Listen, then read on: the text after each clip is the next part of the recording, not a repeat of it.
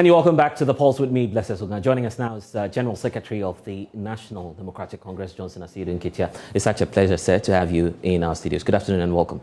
Pleasure.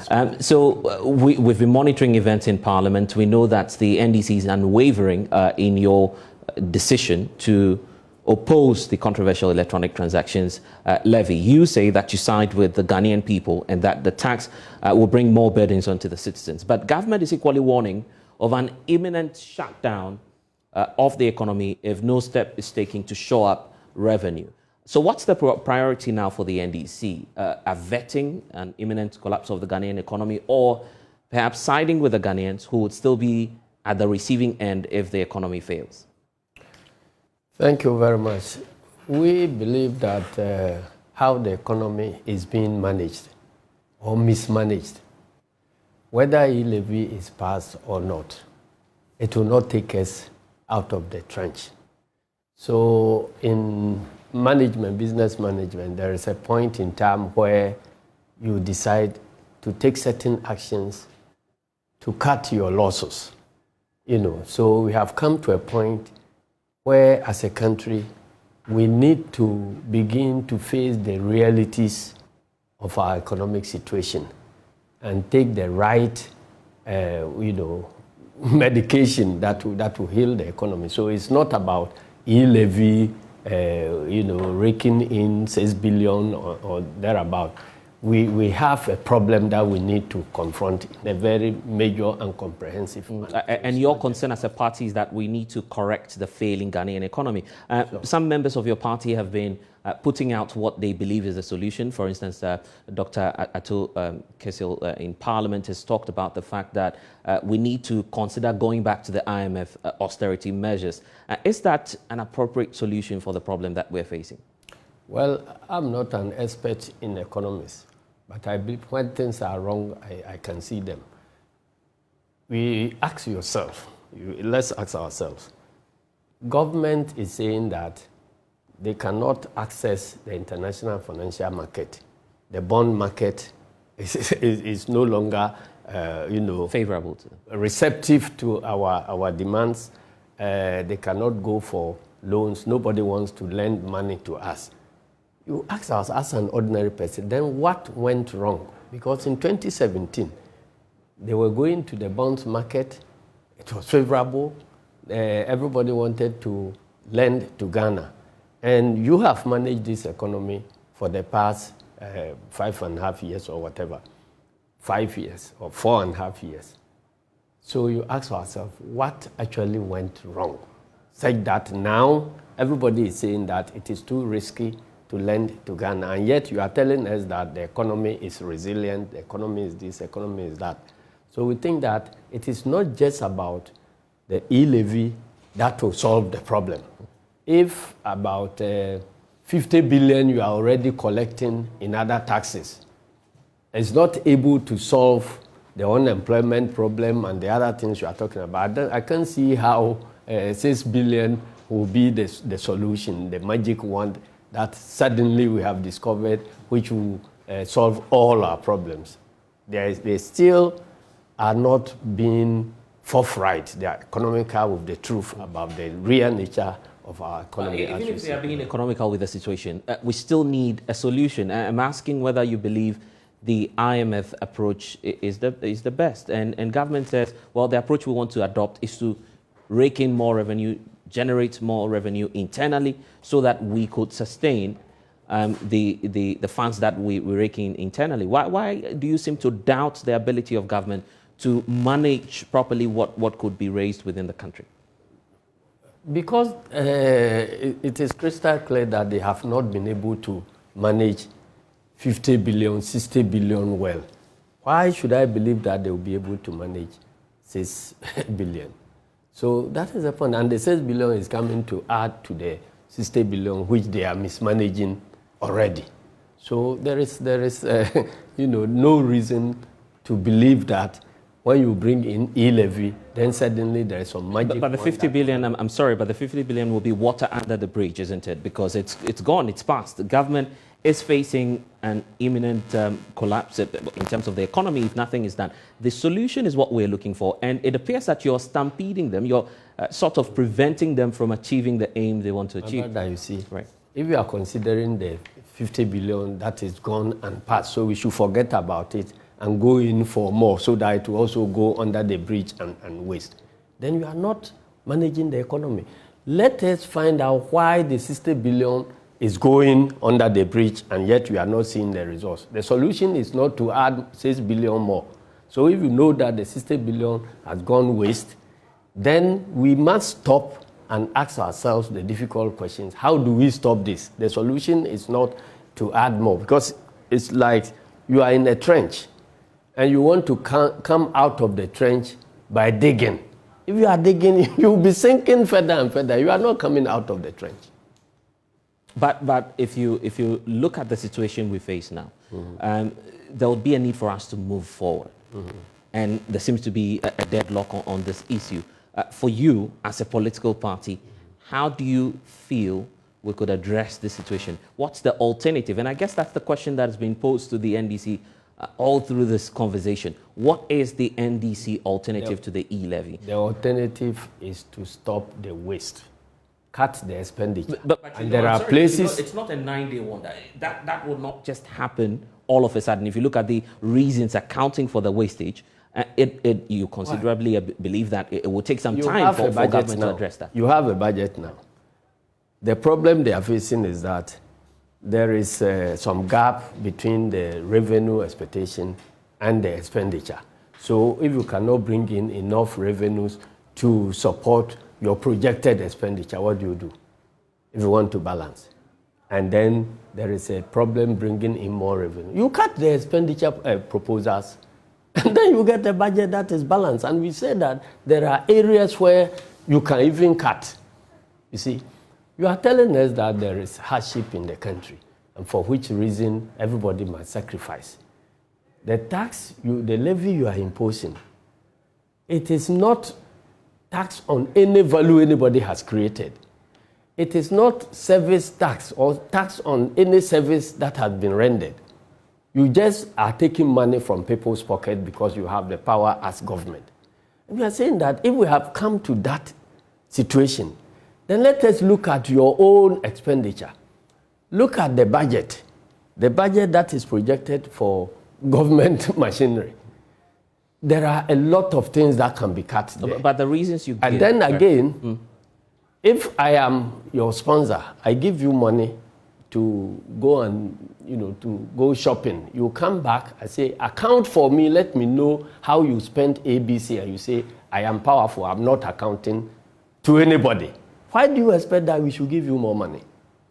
We'll touch on the issue of accountability. but the core issue now. Obviously, we'll get into that. But the reason for which government says it is imposing this E-Levy, as you're saying, it's been done in a manner because government feels it has the executive power to deal with the situation and they want to tax citizens. Yeah. But that's not entirely the argument that government puts on the table. They talk about tax inclusiveness, the fact that if you look at the structure of our economy, it appears that less than 3% of formal sector workers are the ones shoring up government's expenditure in terms of the taxes they pay. So that's not fair. How about widening the tax net to have more Ghanaians pay their taxes, and then we could make progress?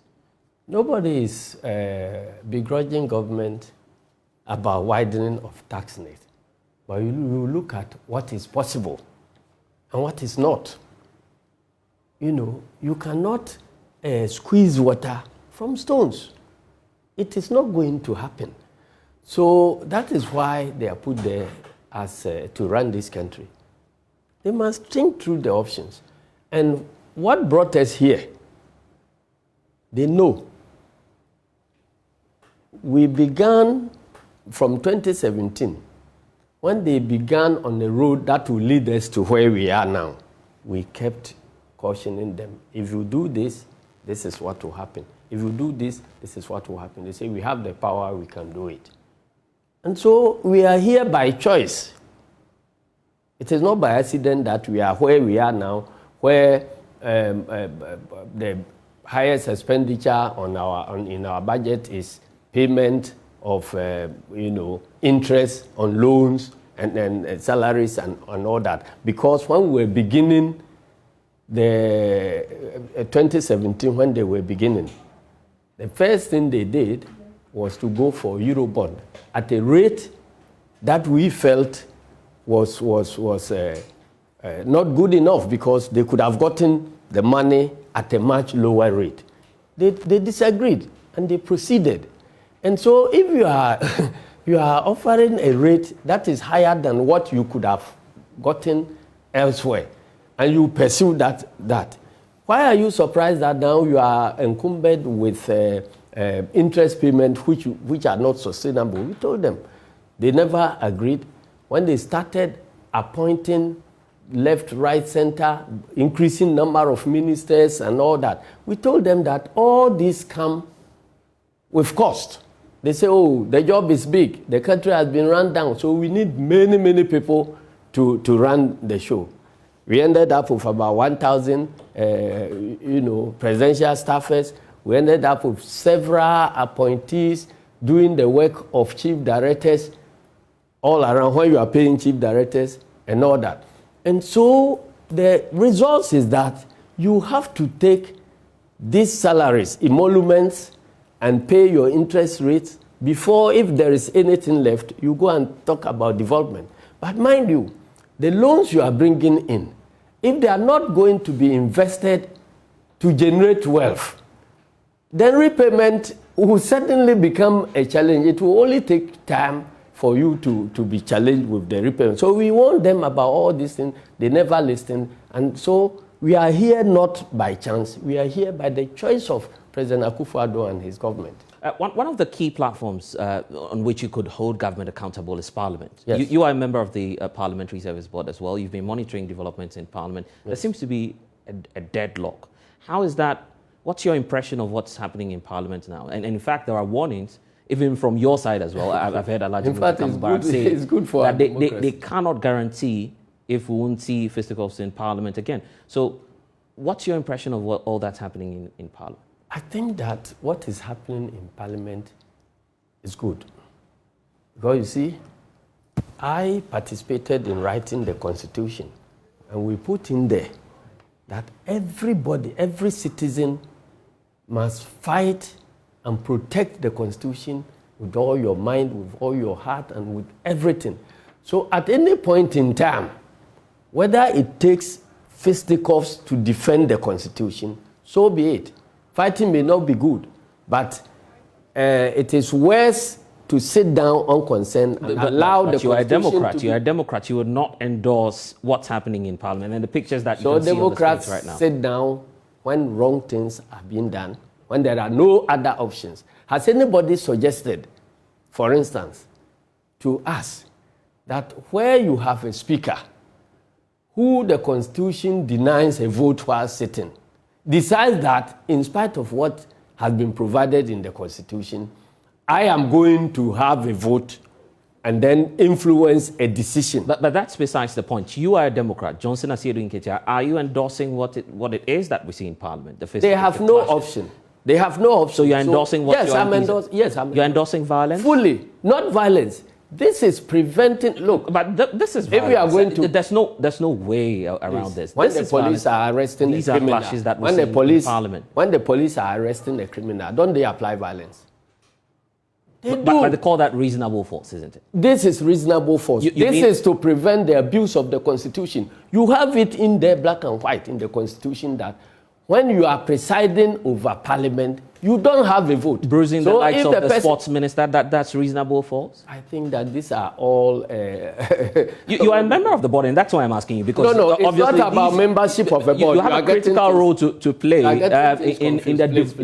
the development of the House. What we see now, are you justifying this? Right. Can I explain something?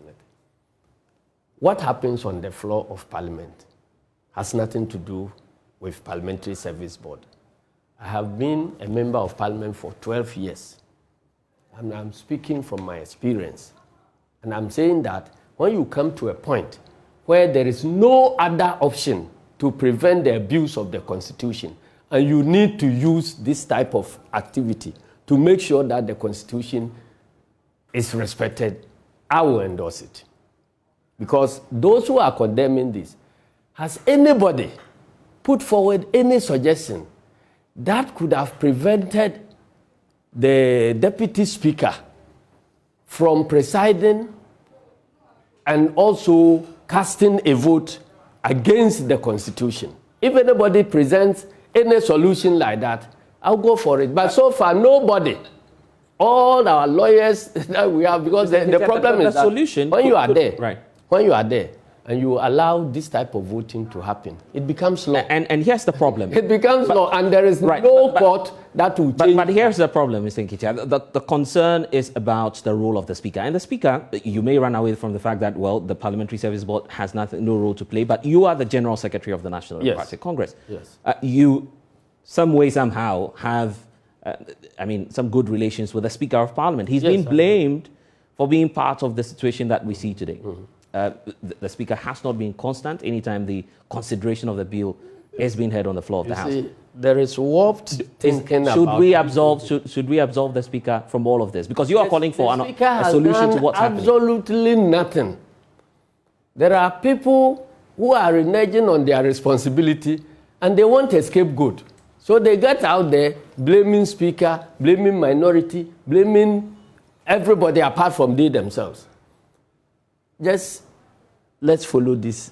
So you feel that the Speaker should be off the focus? Completely, because the Speaker is not the one who does the work. The majority issued a statement some days ago indicating that the continuous absence of the Speaker is what's accounting for what we see. No, they don't know what they are talking about. Well, so how consistent is that with your comments on the eve of this Parliament? And let me just refer you, pardon me, let me refer you to your own statement. You were talking about Professor Aaron Michael Quay on the eve of the 7th Parliament entering into the 8th. Yes. You said, and I'm just quoting your words to you, we don't need a Speaker who you have to carry into his car and out of his car. Let's be serious. We don't need a Speaker who always needs an ambulance. You were referring to Aaron Michael Quay then. So do you regret your statements then? Why?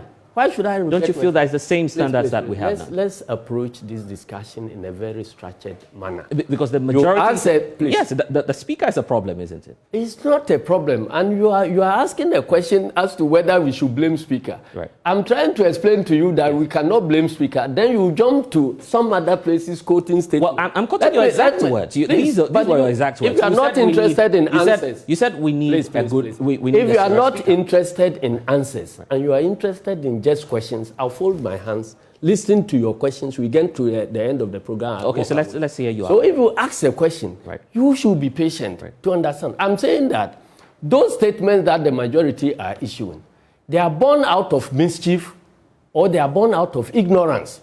Because, look, you say you have 138 members of parliament, which makes you majority.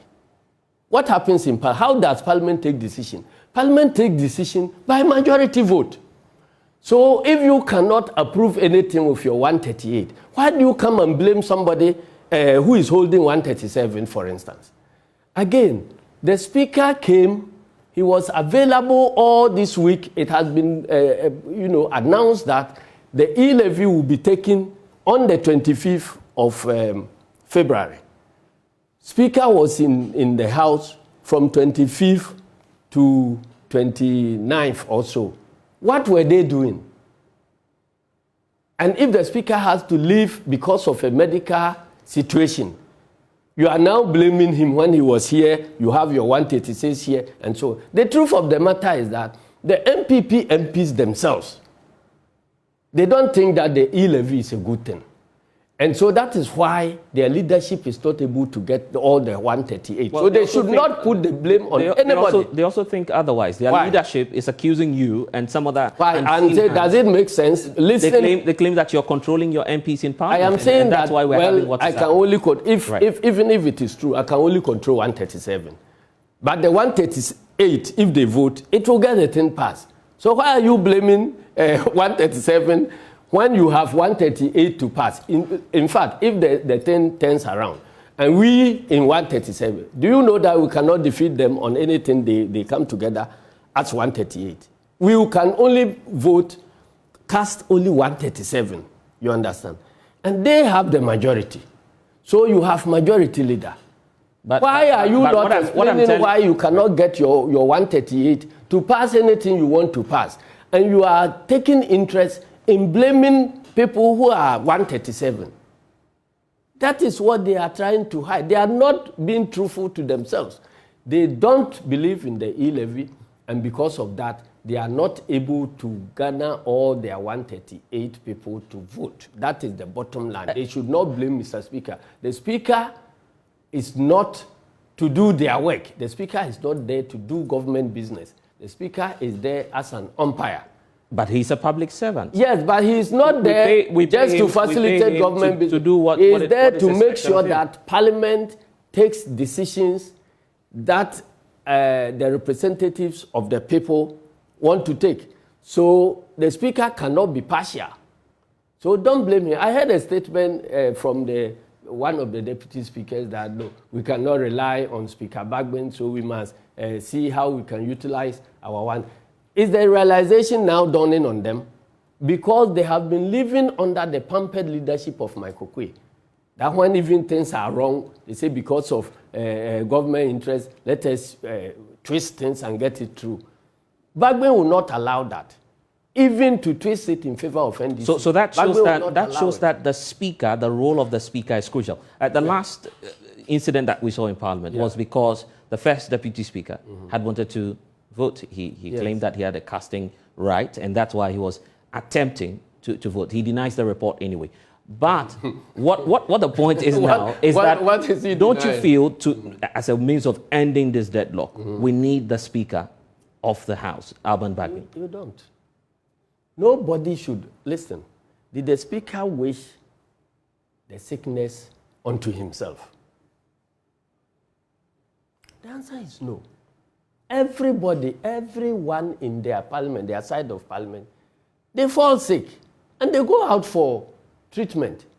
So it is very, very, heartless to be blaming somebody who has had to go outside for medical treatment as if you are blaming the victim. Bagbin did not wish that sickness unto himself.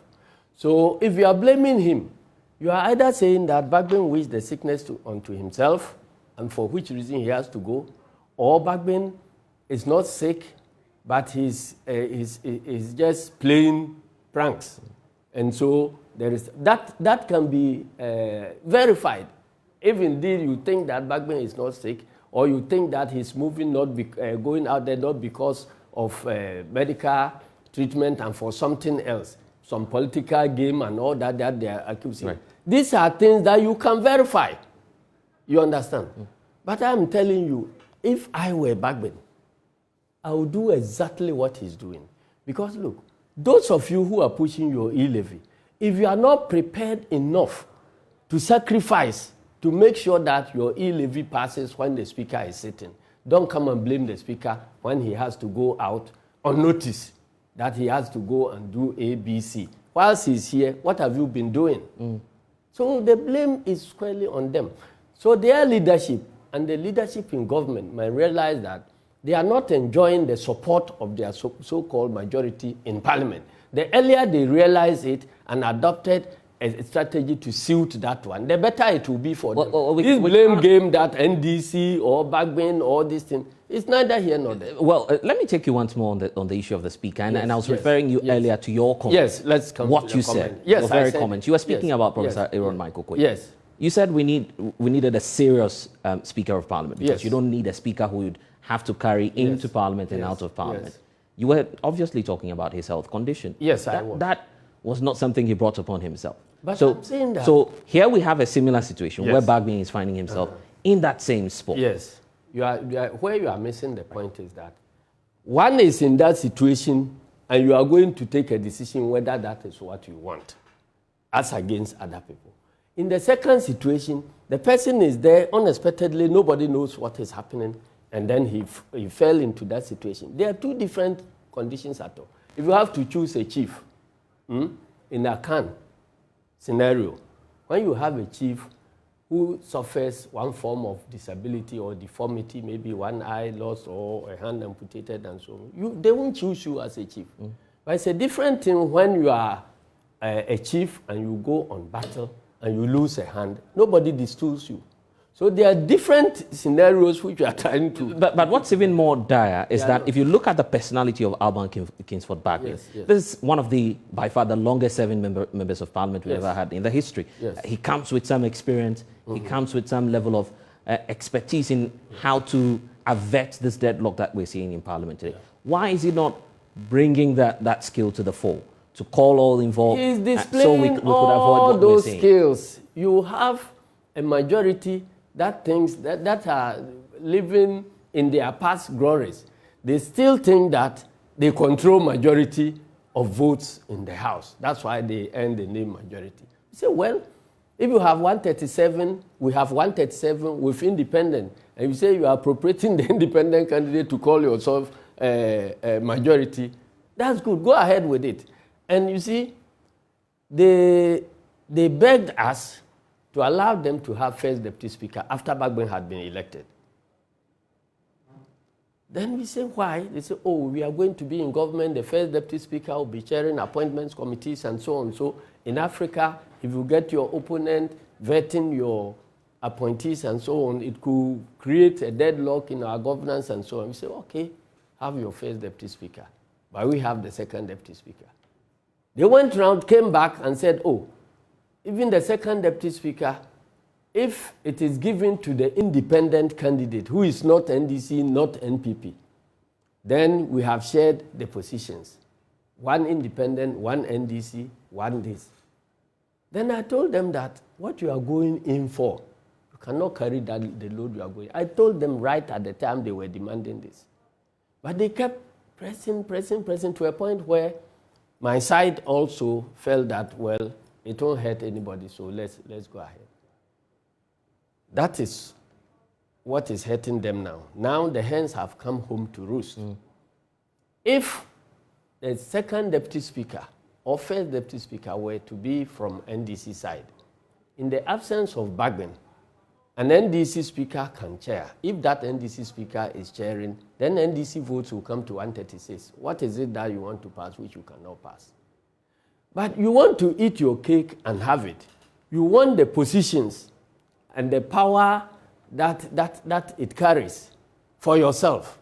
But the responsibility of denying the presiding officer the vote, you don't want it. And so therefore, you want to be the umpire, the referee, you award penalty, and you say you are going to kick it. You go and kick, and then you whistle. So you feel this is self-inflicted? It's self-inflicted. So they... when the first deputy speaker was saying that, oh, we should find out ways of doing this so that our party interests can go forward and so on, the best way for his party interest to go forward, if he cares enough to sacrifice, is for him to resign. Let them put an NDC deputy speaker there, and then anytime that deputy speaker is presiding, you have 136 on the side of NDC. You have your 138. You can move. You can vote. So let's start. But if he wants to insist on voting, then he cannot preside. And if he cannot preside, and then their solution is perhaps to demand that if Bagbin is not well, he shouldn't go for treatment. He should remain here and die or whatever. I don't know. What they are saying doesn't, to say the least, it doesn't convince anybody. So let me take your thoughts on this. You as a political party, you claim you're on the side of the Ghanaian people. That the constitution believes that the ultimate destiny or whatever it is, decisions that we make should ultimately be made by the Ghanaian people. You have an opportunity in the next general elections to make a case for why you believe you need to form the next government. One of the means by which this government could become unpopular is the controversial E-Levy bill, which they are seeking to push through Parliament. Why are you not allowing the government to go ahead to implement an unpopular policy if your aim is to correct the wrongs which you believe they are pushing through? Our interest is not about winning the next election. You're not interested in winning the 2024 elections? It is an interest. But I'm saying that our main interest should not be about winning election. It should be about saving the economy of this country. That you want to win the next elections, don't you? I'm saying that if I have a choice between winning elections and then making sure that we have a buoyant economy, I'll choose the buoyant economy. So in other words, you choose the E-Levy over the 2024 elections? it's not about that. Right. But I'm saying that you have priorities. Our priority as at now is not about winning elections. They have that priority of winning. That is how come immediately they were sworn in, they started talking about breaking the 8 and so on. So they are not worried about how to build the economy, to improve the living standards in the country. All they care for is that what will make us win elections. And if you run the country on that basis, you will run aground the way they have run aground. So I'm saying that if something is hurting the economy and we have a way of pulling the brakes, otherwise it will collapse the economy. We have to pull the brakes. We won't sit there to say that, oh, let's allow this unpopular thing so that it will bring them down and so on. We have come to a point where we have to, remove the veil on our faces and then live with the reality we have created ourselves. You know that there are indications that we are going to be downgraded again. Our economy is going to be credit worthiness and so on. We are going to be downgraded. Why are we here? When you took over, everybody wants to give you money. And we say that taking credit or bond is not free money. If you are taking it today and we are warning you that you have to be responsible about your approach, and you don't listen, you come to where we are when nobody gives you money. Because, there is a country risk associated with every country. So if you are going to borrow money or you are selling bonds and so on, the rate you get depends upon the strength of your economy. So if your economy is weak and you want to sell your bonds, the bonds must be priced so high, consistent with the risks, the risks of default. So when we started and the bond prices started moving up, we were warning that, look, where we are going, we are overborrowing. We will come to a point where nobody will want to buy our bonds because they will do assessment and see that our total wealth cannot pay our indebtedness. So now if you are selling, nobody will buy. So let us stop it. They say no. When they go on the road show, they say that our bond is oversubscribed. They come and do KK parties and celebrate and so on. That is where we are now. That is why, because the higher the risks, the higher the interest. And so if the interest is that high, you come to a point where there will be accumulation which cannot be paid. Right. More so when the money you are bringing is not going into investment to generate wealth, to enable the citizens repay. You come to a point you cannot sell any more bonds. Citizens don't have money to afford the taxes. And I guess that's why we're that here. Is where we are. But in all of this, we know that your side has been engaging government. Just last week, we heard reports that government was attempting to revise the rate at which they want to charge. We understand that government is considering 1.5%. These are some reports out there. You have a fair knowledge of how the negotiations and engagements are going on. Is the NDC open to the idea of a revised electronic transactions levy? Are you open to that idea? You know what? At the risk of being sarcastic, I'll tell you that MPP's way of engaging, which they advertise, is to make sure that pick some NDC MPs, put trumped-up charges on them, and take them to court. Mr. Bagbin is a problem. Remove his military protection so that he will listen to good counsel and our levy will pass. That is the way MPP is engaging. And that can only lead to radicalization, because if you want us to discuss, we discuss not under the atmosphere of intimidation. We discuss with free minds. But you think that, well, let us threaten this man here, let us threaten that man here, and that, and then you are even attacking the moderates within our ranks. What do you think you are doing? You are radicalizing the rest.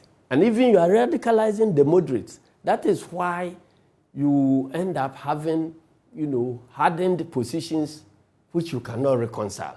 So they still have not woken out of their dreams that they don't control what they claim they control. If they realize that, look, this is the end of our abilities, we need to engage and engage constructively and engage not with deception, but with absolute good faith, they'll get proper engagement. And that proper engagement will mean being open to the idea of having a revised E-Levy. We have suggested to them that this E-Levy must be taken back and then repackaged, engage all those who needed to be engaged. If it will take you 6 months to reintroduce it, by that time, all this work would have been done and the nation would have built some consensus. Maybe during the engagement, you could have suggestions of another means of raising the same money. It can be discussed.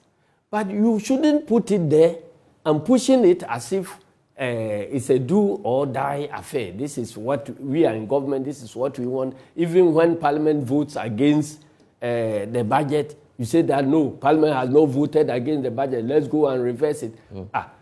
Why do you keep on revising the so-called approved budget? But you told me that your priority... If they had understood that, well, this budget has been defeated, let us go and repackage it. But you go and there's opportunity to look at the expenditure proposals and all the others, the E-Levy itself and the way it has been packaged and all whatever is wrong with it can be corrected. You bring it back. We would have passed this in long ago. It's because, one, their insistence that, we are we. So no retreat, no surrender. This is what we want and it must happen. We are in government. That is one attitude. But you're telling us... The second attitude is also that they are not trustworthy at this stage. There is a serious trust deficit. So there is nobody they will be engaging who will think that they mean what they are saying. So even if they propose a revised policy, your suspicion is that they may not stay committed to whatever it is they're telling you. But what have they stayed committed to? All the monies they started collecting. They say they are running, a democratic system. In which democracy would you call a minister to come and account for some government expenditure and he will face you and say that we are not going to account to anybody? In which jurisdiction would you have a president abandoning the state presidential jet and be hiring private jets? And then when Parliament calls for them to open up an account for the expenditure and so on and justify, they tell you that, look, when it comes to the comfort and security of president, monies don't matter, cost doesn't matter. We are not going to tell you anything. Right. And we are even preparing to buy a bigger jet. Right. If you are preparing to buy a bigger jet, then you should know that you cannot convince anybody that the nation is in any difficulty. You see, go and look at in all this difficulty, go and look at their projection for the monies that they will be spending on the presidency. Right. It has increased from last year. So why is it that if you are saying we are in difficulty, you are increasing? Right. We need to. We need to go. I'm grateful for your time. A lot of things that can be cut. But even as you go, we know. E-Levy, right. We'll be there. But as you go, we know that the NDC is marking the commemorative event of the Ayasu West situation. Yeah. What's the party's message to your grassroots out there, and for the victims who are still having some concerns till date? That's one of the issues that is not bringing consensus in this country. You say you are running a democracy. People have been shot and maimed. A commission has been formed. Implement the results. You say even those who have slapped a member of parliament and have admitted wrongdoing, you say they haven't done anything wrong. They should go. No punishment. Compensation you promised for victims, nothing is happening. Then you proceed from there to go to another election theater, shoot and kill 8 innocent persons. Nothing is happening to this day. and you say this is a government we should continue to provide resources for, this is a government we should continue to work for. I am communicating that crime does not have an expiry date. So we will continue to be on the side of the bereaved families. We will continue to be on the side of people who have been shot and maimed. All right. And pray that a day will come when we will exact accountability and make sure that we will restore whatever they have lost, apart from their lives. As for lives, the president himself has said we cannot restore them. But we must make sure that the nation is run very well. If you want more money, sack your ministers who are messing up with our money. I'm grateful that you've been able to join us this afternoon. That's the General Secretary of the National Democratic Congress, Johnson Asiedu Nketia, sharing his thoughts on a number of issues.